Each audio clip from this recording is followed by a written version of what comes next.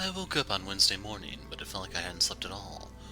I couldn't remember having any bad dreams, but something had made my sleep restless. I felt the need to be with someone, so I looked at my tablet to see who was where.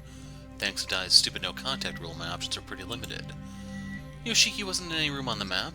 Looked like he was in some sort of maintenance shaft. That ruled him out. I was not in the mood for splunking that early in the morning. It was a choice between the captain and her quarters or Katashi in the kitchen. I made my way to the kitchen where I found Katashi.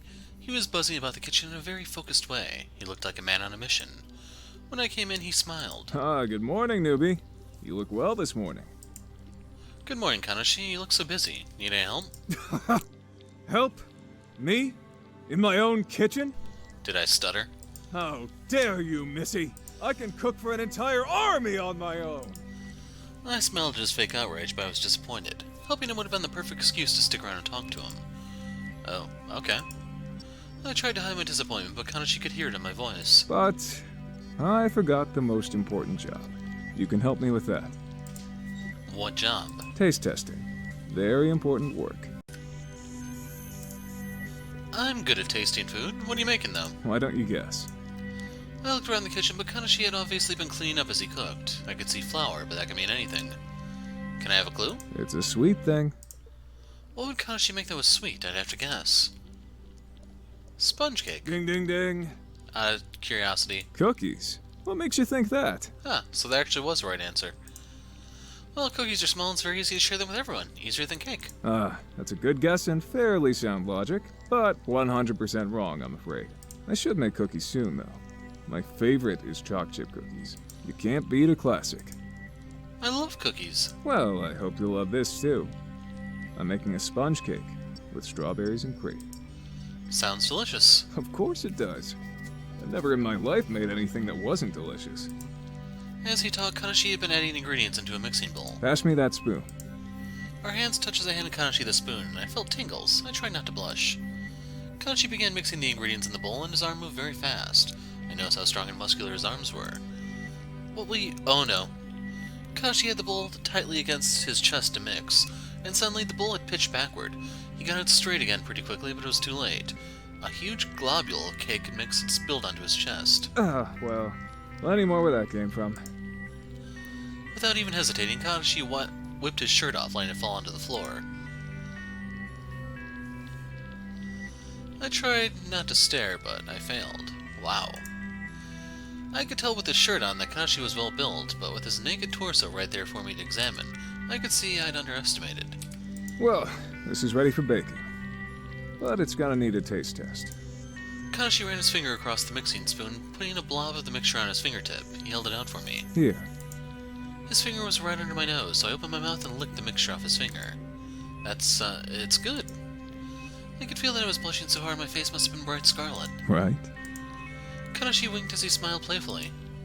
I gotta go. Bye. But more taste testing. Maybe later. I just remember I need to wash my hair.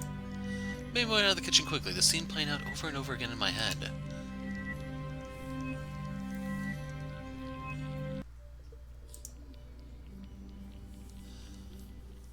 Something was touching me. Half asleep, I could feel a hand on my arm and then on my neck. Had someone come to kill me? Monkey, I missed you. Go away, damn it. What? A piercing sound filled the air as all the alert sirens on the ship started screaming. The lights came on, began to flash, and then there was Dai at the end of the bed. Whoop, whoop, whoop. It's bad enough I got one annoyance. Do I have to put up with two? Can't I throw them both will out? Report immediately to the dining hall. Honestly, I expected better from you. This is a direct violation of my very specific rules. I'm not angry. I'm just disappointed. Trying to take this all in, I realized Melody was in the bed with me, clutching onto me. Melody, what's wrong? What's happening? Melody couldn't answer me. She was crying and she let go of me to put her hands over her ears. It's okay, it's okay. I had to yell over the alarm sounds. Dai, at least turn the alarms off, we're awake now! But the alarms kept blaring. I left Melody on the bed for a minute while I threw on some pants, and then I went right back to scoop her up and towards the door. She still had her hands over her ears, so I hugged her close just to show her I wasn't angry at her. This wasn't because she had broken an unfair rule. This was Dai being a total jerk. Out on the corridor, I managed to persuade Melody to take her hands off her ears, and I held one of her hands tightly as we flew down the corridor toward the dining hall. Dai had activated all the warning alarms, but not in the dining hall. So we came in the door, the siren suddenly quieted. But still screeching on the corridor, but far enough away not to hurt our ears. Sorry! I was scared! I came to find you! Let this be a lesson to you guys, everyone. This is what happens when you let the little gremlin out of her cage. It's alright, I'm not mad at you. Melody hugged me around the middle. Is Dai gonna hurt me? She's gonna hurt us all! Over my dead body, which can be arranged. Potentially literally. The door opened and Shizuka rushed in. What's happening? Is it a real emergency? It's Dai. Melody got scared and came to my room. Oh no. Shizuka took a seat, and it wasn't long before most of the rest of the crew had arrived. It is 2:30 in the morning. Well, someone's finally a voice of reason around here. I'm going to kill someone. I agree. Melody had almost stopped crying, but she started again, taking Beatrix's angry threat seriously. I'm so sorry! Once Katashi had run inside, the alarms in the corridor stopped, and we got a few moments of beautiful silence. Then Dai appeared. Well now, thank you all for coming, despite the ungodly hour. I am sorry to report that there has been a rules violation. 2 of your teammates have been caught fraternizing. She was scared, Dai. Don't punish her. Please, just punish me. Oh, it doesn't work like that. I am a fair and equitable judge. Everyone is punished. What? I didn't do anything. Maybe that's the problem, Beatrix. This is a team game, Trixie. Someone on your team broke the rules. Therefore, the whole team will be held accountable. Beatrix glared at me and at Melody. I hugged her a little closer. At least if Dai was punishing everyone, it probably wouldn't mean death. I was sure she wouldn't kill us all at once. She enjoyed dragging the deaths out one by one too much. Everyone is punished, and the punishment is She left a dramatic pause that seemed to last hours. the deletion game. Both teams were silent. That was the punishment. We were already going through that. How could she punish us with it? What? But we're not ready. We haven't had time to prepare. So, it's no skin off my nose. That's because you don't have skin. Or a nose, technically. But don't you want the game to be interesting? 8 tired people doing the first thing they can think of won't be very exciting.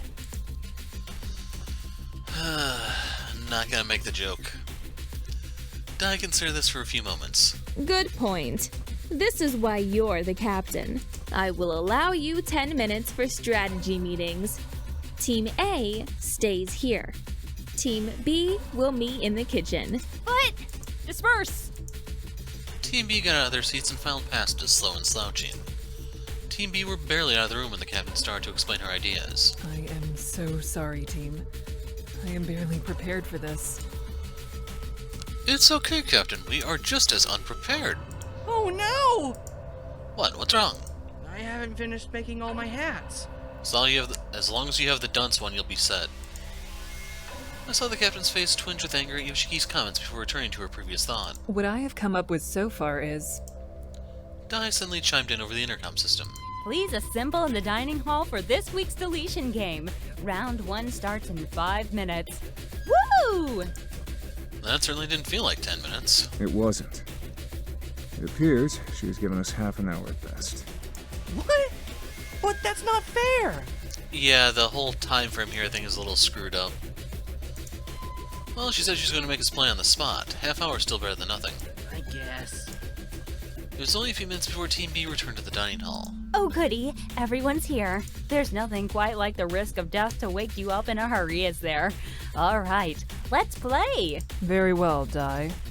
Let's get this over with. I love your fighting spirit. Okay, so what I will need is for you all to wait outside during the other team's turn. You will get up to 5 minutes in the room to decide on your points allocation. Then after that, you can input your choice on the main terminal. However, all hands will have to be placed on the terminal in agreement. Team A, you are up first. Team B, get out. The members of Team B hastily left the dining hall and left us alone with Dai in the dining hall. They shouldn't repeat this twice.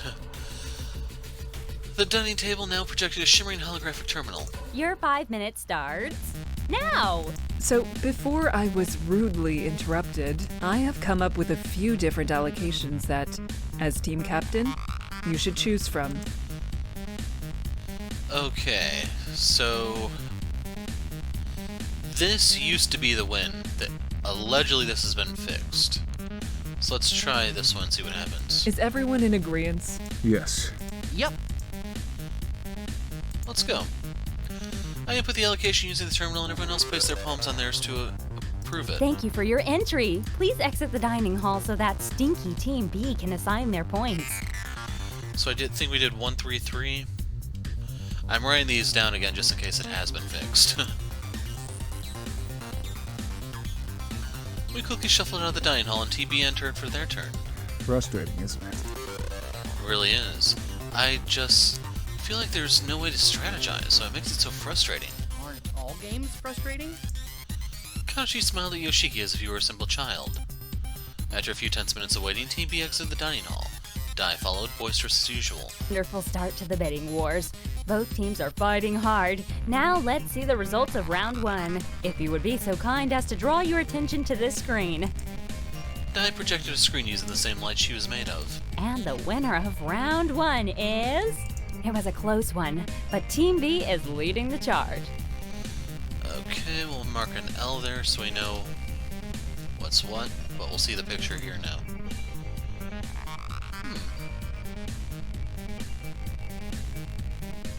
Let's move on to round 2. Yeah, this is still screwed up.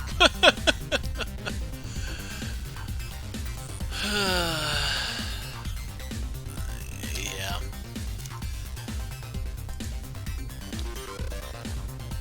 Team A, you are up again. Please follow me. You can also see that the devs have changed the layout of this to make it a little bit more easier to read. The whole thing was making sure that this didn't cover up too much, and like there was no real way to layer this properly, as much as I had to say it. Or, hold on, do they get the win because they have that? Well, that... Unless they change the rules, I don't know. This game, I'd still argue, just wasn't really thought out that well. Dai appeared to walk through the walls as we made our way back into the dining hall. Your 5 minutes starts now. Because in that case, your ultimate strategy is literally the 0019 or possibly the 00010. We have 3 rounds, so this mistake is forgivable. Oh no, we're already losing. I'm gonna kill someone. Here are my suggestions for the following round. I input the allocation using the terminal. Everyone else placed their palms on theirs to approve it. Your input has been accepted. Thank you for choosing Dai to determine your next execution. Please vacate the premises. We swiftly switched with Team B, who quickly rejoined us after their selection was complete. If you would be so kind as to draw your attention to this screen. Dai projected a screen using the same light she was made of. And the winner of round 2 is... This does not work, man. Ah! Team A, you are my hero! So, I'm sticking to the old numbers. Screw it.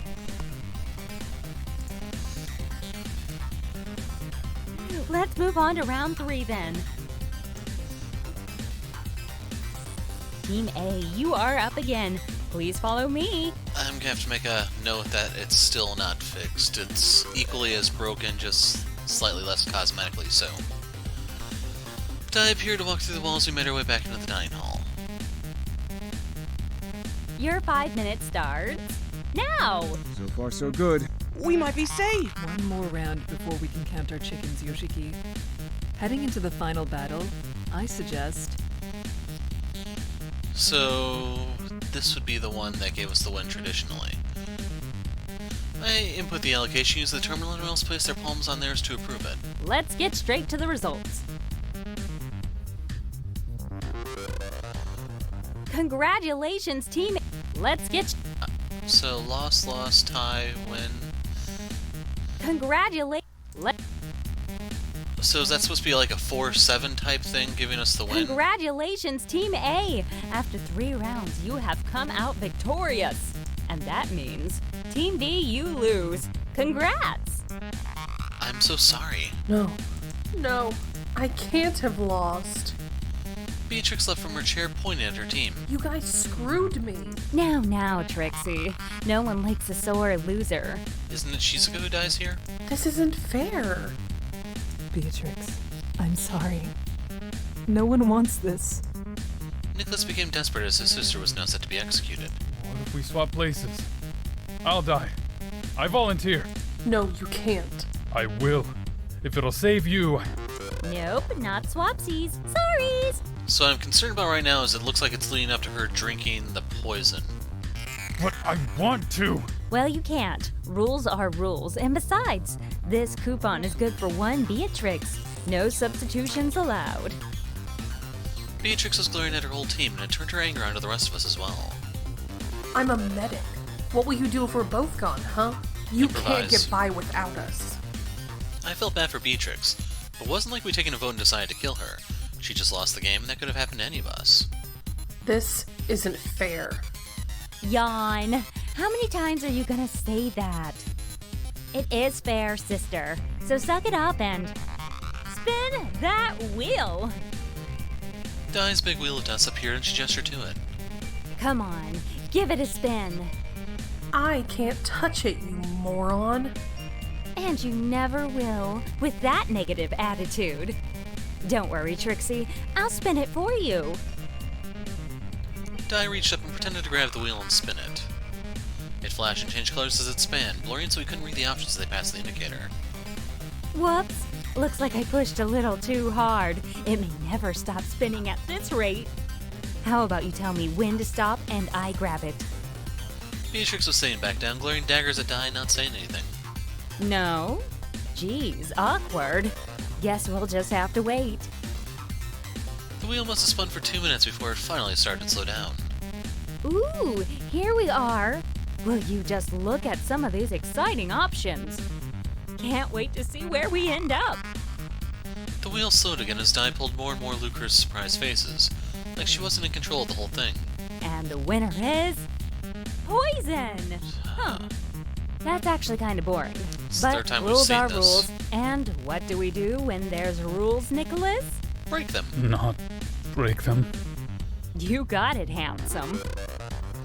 Dai pointed dramatically to the door. To the medical bay. None of us had any choice but to follow her out into the corridor. Beatrix, I'm so sorry. Yeah, you keep saying. She won't let me swap. But maybe there's some other way. In the face of Nicholas's desperation, Beatrix suddenly mellowed. For once I saw the older sister come out in her. I never thought I'd say this, but I think maybe we can't win this one, little brother. No! No! There has to be something we can... Nicholas, there isn't. Will you look at that? I'm actually being the reasonable one. Nicholas started to plead with Dai, bargaining for his sister's life. Dai? Dai, this isn't right. Why can't we? Nicholas. I'll die. Right now, right here. I'll find a way to... I think if you did that, Dai'd kill Beatrix anyway. I agree. I don't think suicide will solve anything. They're right. Nicholas, little brother, no suicide. I forbid it. Here we are. We had arrived in the medical bay. We gathered in a cluster by the door, waiting to see what Dai was going to do. She couldn't physically give Beatrix any poison, so how was it going to work? Nicholas, if you would step into the surgery room, we can get started. I thought you said we couldn't swap. Well, I did say rules are rules, but I'm not unmoved by your brave offer. So, into the room with you. Nicholas moved towards the door. No. No, please. Too late. Get in. Even though Beatrix was not a demonstrative person, she pulled her brother into a hug as he moved towards the door. She couldn't say anything to him. She didn't say anything to him, but her face was bright red from the effort of not crying. Nicholas stepped into the surgery room and Dai locked the door behind him. Nicholas. Not so fast. Time for a game within a game, I call it. Double Jeopardy! What? Dai, what are you? Just having a little bit of fun. I've shut down the oxygen to the surgery room. Beatrix Vogel, can you administer yourself a lethal poison dose before your brother runs out of air? No. By my count, you have 3 minutes to make yourself dead. Or you could hold out until your brother dies. At which point, one of the others will force you. Di didn't need to explain how that would work. She threatened everyone until someone killed Beatrix. What's it to be? 1 death or 2? Let's find out. 2 minutes, 45 seconds. Beatrix looked at her brother inside the surgical room. He was sitting on the bed, peering through the observation window at us. He seemed to be trying to read lips, which meant Di must have cut the sound so he couldn't hear what we were saying. Did I mention you need to be 100% dead before I turn his oxygen back on? You've got 2.5 minutes. Beatrix ran into the storeroom. I knew there must be a way to jazz up a poisoning. There was a loud clattering from inside the storeroom. Sounded like Beatrix had knocked something over. All right, I'm ready to take bets. I'll give you 3 to 1 that Trixie makes it in time. No one? What about 11 to 1 that she deliberately lets her brother die? Real funny, Dai. Not a gambling crowd, eh? Beatrix emerged from the storeroom, a syringe in her hand. It was full of a substance that was pale blue. It was a huge vial, obviously the highest dose she could get. Beatrix Vogel, you have served the Everett and the mission with honor. Beatrix lifted herself up onto a bed. We will remember that, and the courage you are showing today. Katashi, Katashi stepped forward. the neck will be quickest. You hold my head like this. Ah, a little different. She pulled her head to one side so her ear was on her shoulder and a broad section of her neck exposed. Katashi's large but gentle hands held her that way as she held out the Someone, syringe. please. Kimiko stepped forward and took the syringe. Then she looked over to the surgery bay where Nicholas was banging desperately on the window. The captain took the cap off the syringe and quickly found a vein in Beatrix's long, pale neck. She got the syringe in place and inserted the needle neatly. Beatrix didn't even flinch. Kimiko pushed the liquid into the vein until the syringe was empty. Thank you. Once the needle was out, Beatrix blinked a few times and began to fall forward. Whoa! It's okay, Beatrix. I got you. He got a stronger grip on Beatrix and helped her lie back. That's quicker than I... Ah! I didn't know what kind of poison she used, but must have been quick acting and painful. I wonder what it was for and why someone was in the storeroom. It was obviously dangerous. There's quite a few different things that can stop the heart really quickly. In low doses, it can be a somewhat effective medication, so that's why they would have it. Ah! Oh, my head! Salute! I turned Melody to face me, while the rest of the crew except Katashi honored Beatrix with a salute. Kimiko was right. This was a courageous act, and however abrasive Beatrix might have been, she was brave and loyal to her brother. Can't see. I can't see. Don't worry, there's nothing worth looking at around here. Have you seen the mugs of our crewmates? Jeez. Though her eyes were wide open, she was reaching out feebly for Katashi. He was holding on to her when the first spasm came. Katashi held her down, but Yoshiki ducked under his arm and took one of Beatrix's hands in his. I looked over at Nicholas, who was still trying to bang on the observation window, but had slumped forward and seemed sluggish. Oh, God. Oh, Squeeze my hand. It's okay. Nicholas. He's okay, he's still breathing. We will take care of him, Beatrix. I promise. I didn't know if Beatrix was still conscious to hear the captain. Her whole body jolted in another spasm, but she didn't cry out in pain. She's got no grip. Well, someone can work on that with her, right? A little bit of physical therapy will work wonders. As Nicholas stopped banging, he began to sink below the window, no longer holding himself upright. Beatrix. Even the spasm seemed to have stopped. Beatrix! Katashi put his ear to her chest and a hand in front of her mouth and nose. She's not breathing. I was so focused on the twins' synchronized deaths that I'd forgotten what the cause of them was until I heard applause and turned to see Dai smiling broadly. Woo! Now that's what I call a show. Encore! Encore! Okay, let's get the other twin. She's dead. Dai, let him out.